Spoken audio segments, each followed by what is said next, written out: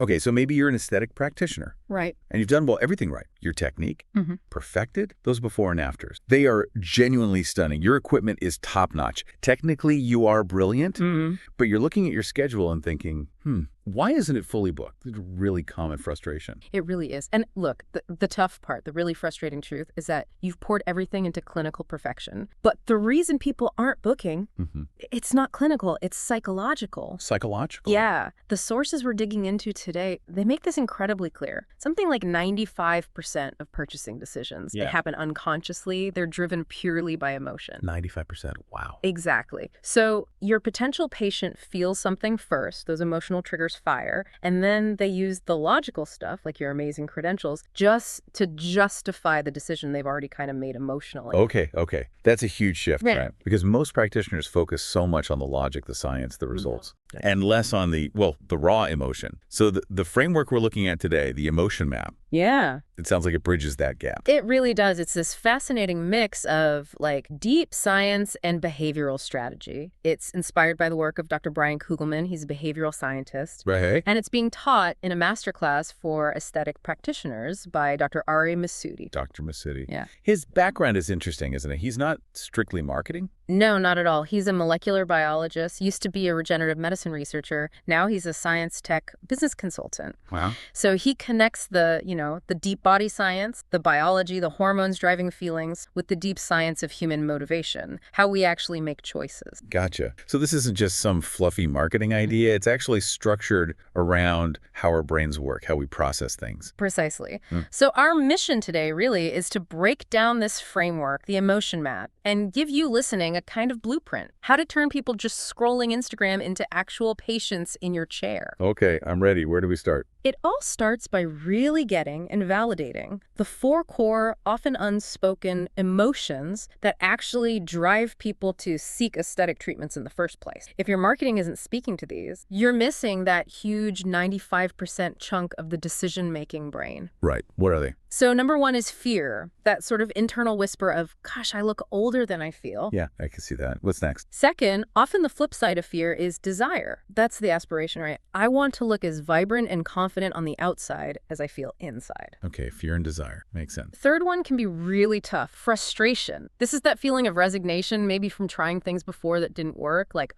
nothing I've tried has helped. I'm just stuck looking like this. Oh, that's a big one. Burnout from previous treatments. Huge. And finally, you have to tap into hope, that glimmer of, okay, maybe this treatment, this clinic, maybe this will finally get me the results I actually want. You've got to acknowledge these feelings before you even mention a laser or a procedure. Acknowledge the feeling first. Okay, so fear, desire, frustration, hope. Those are the coordinates. Now, how does the map itself work? The structure. Right. So the map gives you the marketing blueprint. It's divided into 4 distinct quadrants, and each one tells you exactly what to say and how to frame your message based on where the patient is emotionally. Let's dive in. Quadrant 1. Quadrant 1 targets the patient who feels insecure. And the psychological driver here is powerful. You motivate them through the fear of loss. Loss aversion people hate losing things more than they like gaining things. Okay, so who is this for? The person who sees a problem but isn't acting. Exactly. Maybe they see sun damage, lines forming. They know it's there, but they keep putting off doing something about it, procrastinating. So the message needs to be urgent, direct, really focused on the problem, because the biggest enemy here is just inaction. The copy formula they suggest is simple: problem plus consequence plus immediate solution. Problem, consequence, immediate solution. Can you give an example? Yeah, the source material had a great one for IPL, intense pulsed light, something like, sun damage doesn't pause for busy schedule. That's the problem. Right. Every month you delay treatment, those dark spots become 40% harder to remove. That's the consequence quantifiable loss. 40% harder. That hits. It does. And then the solution. Book your IPL consultation this week before summer sun makes everything worse. It uses that fear of worsening loss to push past the inertia. Okay, that's definitely powerful. But I can see how practitioners might lean too heavily on just fear, right? It feels a bit negative if that's all you do. How do you switch to something more positive, like quadrant 2? That's a really important point. And you're right, you can't just live in fear-based marketing. You shift gears to quadrant 2 by targeting the optimistic patient. Here, you inspire them through the desire for gain. gain. So flipping from negative motivation to positive. Exactly. Q1 is about avoiding the bad stuff. Yeah. Q2 is about achieving the good stuff. You paint this really vivid picture of their ideal future self. The tone becomes aspirational, visionary. So it's less book now or else and more book now and imagine. Precisely. The formula changes too. Current state plus transformation plus specific benefit. Current state, transformation, benefit. Where would you use this most? This is prime territory for social media, especially visuals. You're selling the feeling, not just the tech specs. Remember that Instagram story example? Remind me. It was something like, imagine looking in the mirror and loving what you see without filters, without perfect lighting. Just you, radiant and confident. See? It completely bypasses the clinical jargon and sells this new empowered identity. Okay, I like that. It feels good. But what about the people who aren't feeling optimistic? The ones who've been let down before? That brings us to quadrant 3, right? The pessimistic group. exactly. And this is where a lot of marketing falls flat. You've got the patient who's maybe spent a lot of money, tried different things, got burned, and now they're just resigned. That core emotion is often, nothing is going to work for me. So cheerful optimism isn't going to cut it. Neither is more fear-mongering. Absolutely not. They've heard it all. They're skeptical. So you have to break through that wall with empathy first, and then really strong, undeniable social proof. The tone needs to be understanding, almost acknowledging their past frustrations, and very proof-heavy. Meeting them where they are, the formula reflects that. It does. Acknowledge doubt plus real story plus proof. Acknowledged doubt. I like that. Like the melasma example you mentioned. Yes, it started something like Maria, 52, had given up on her melasma. It acknowledges the struggle right away. Okay. Here's how we finally got results when 3 dermatologists couldn't. It shifts from a generic promise they won't believe to a specific, relatable story of overcoming a real obstacle. But how do you present that proof, that story, without it sounding like you're bragging or too clinical like reading a case study? That's a really smart question. The key seems to be making the proof relatable. It's not just about the before and after pic. It's about sharing Maria's emotional journey, her doubt, her frustration, and then her relief. Mentioning she'd given up makes the success feel more authentic, more earned. It connects. Right, the human element. Okay, that makes sense. So that leaves quadrant 4. Who's that for? Quadrant 4 targets the secure patient. But secure here doesn't mean they feel great about their skin necessarily. It means they need to feel secure about their decision. This is often your first-time patient for any aesthetic treatment or someone considering a really big investment like a full facelift maybe. So their main fear isn't necessarily aging, it's making a mistake. Right. Wasting money, Yeah. choosing the wrong clinic. Exactly. It's the fear of making the wrong choice. So your goal is purely risk reduction. Build rock-solid trust. The tone has to be professional, super reassuring, and backed by evidence. And the formula for that? Credentials plus guarantee plus low-risk next step. Guarantee. That sounds bold. It is, but it's powerful. This is where you bring in the logical reassurances they need. The sources specifically mentioned the impact of a guarantee, like saying, every procedure includes complimentary touch-ups within 2 weeks, because your satisfaction is guaranteed, not negotiable. That single statement uses your confidence in your own work to basically neutralize their financial anxiety about the outcome.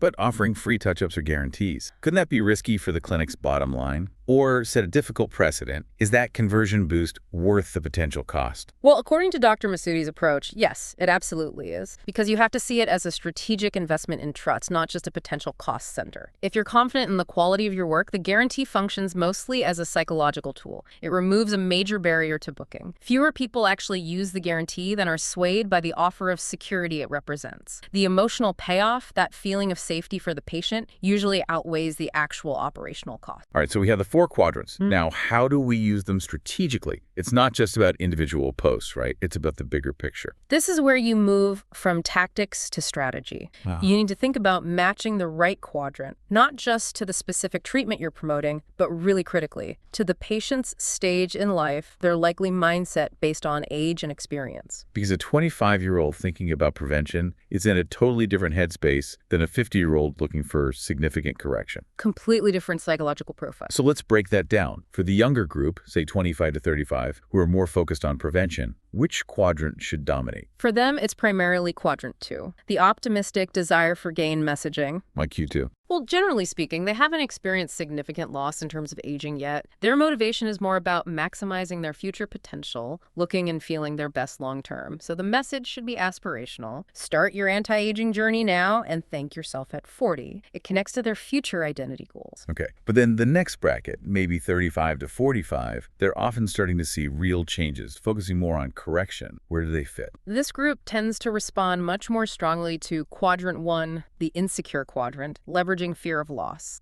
Why the shift to fear? Because this is often when those first subtle signs of aging start to accelerate. Things they could ignore before are becoming more noticeable, maybe compounding. They're starting to experience visible loss and realize that procrastination has consequence. So a bit of urgency grounded in reality works well. Something like, these early signs of aging accelerate after 38. Here's how to stop them before they become permanent.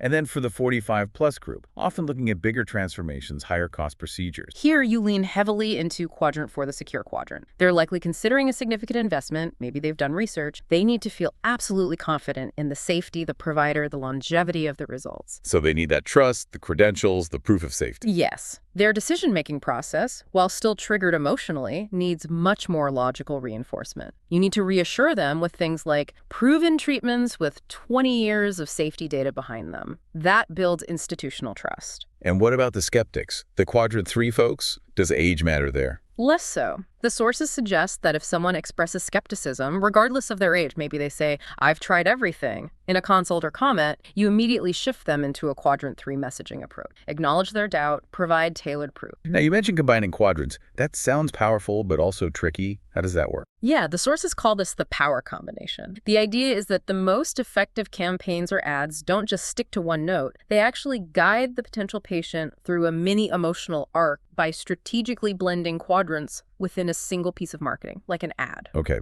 like a Facebook or Instagram ad structure. Exactly. A really effective structure they outlined is start with a quadrant 1 headline, grab attention by identifying the problem or invoking a slight fear of loss. Hook them with urgency. Right. Then, in the main body copy, shift to quadrant 2. Paint that positive, aspirational picture of the transformation they desire. Give them the hope, the vision. Yes. And then you close with a quadrant 4 call to action. Make it easy, make it feel safe, offer a low-risk next step. Okay, let's walk through that. So Q1 headline, maybe something like, this common skincare mistake ages you 5 years faster, gets your attention. Definitely. Then Q2 body. Imagine having skin so radiant you skip foundation most days and feel utterly confident. That's the dream. Okay, and the Q4 call to action. Something low commitment, low risk. Book your complimentary skin analysis, no treatment required. It feels safe, easy to say yes to. So in one ad, you take them from fear, through hope, to a safe action. I can see how that flow would work. That flow really drives conversion. But, and this is a big but, practitioners often mess this up. There are some common conversion-killing mistakes. Like what? We mentioned leaning too hard on fear. That's number 1, over-relying on quadrant 1. Too much fear, too much urgency. It just overwhelms people. It creates anxiety, not motivation. You need that balance with the hope from Q2 and the security of Q4. Makes sense. What else? Another big one is using really generic, emotionally empty promises. Like just saying, look younger in 30 days. It sounds bland, unbelievable. Exactly. Our brains are wired to trust specifics. So instead of vague claims, use specific, believable outcome. Soften crow's feet by 60% in 4 weeks.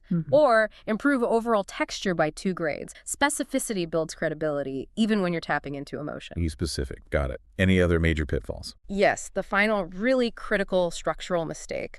Trying to cram too many different emotional messages into one short piece of content, like an Instagram caption that tries to hit fear, hope, skepticism proof, and security all at once. It just gets muddled. Totally muddled. Confusion kills conversions. You need to pick one dominant emotional goal for each piece of content, especially short-form stuff like headlines or social posts. If the headline is Q1 fear, the rest of that specific post should support solving that fear. Save the Q2 aspiration for the next post, maybe. Keep the emotional line clear. So for someone listening right now wanting to implement this emotion map, what are the first steps? Well, the good news is you can start right away. It doesn't need fancy tech, just a shift in perspective. First step, audit your existing marketing. Look at everything. Website, ads, emails, posts. Everything. And ask, which quadrant does this piece primarily speak to? Are you like 80% stuck in Q2 aspiration and missing the Q1 urgency or the Q4 security that different patients need? Just get a baseline. Okay, audit first, then what? Then figure out the dominant emotions of your ideal patients. And don't just guess. Actually ask them. Survey your happy existing patient. Simple questions like, before you booked with us, what was your biggest worry or frustration? And what was the main outcome you were hoping for? Ah, so you identify their starting quadrant. Exactly. Once you have a better sense of their emotional landscape, step 3 is to consciously create one new piece of content designed specifically for each of the 4 quadrants. A Q1 post, a Q2 story, a Q3 testimonial, a Q4 About Us section focusing on safety. Create one of each to test. Right, that's step 4. Test and measure. Put those 4 different messages out there and see what resonates. Which ones get more engagement? Which ones lead to more consult requests? See which emotional drivers are most powerful for your specific audience. And finally, step 5. Scale what works. If your audience responds really strongly to Q1 urgency for a certain procedure, lean into that.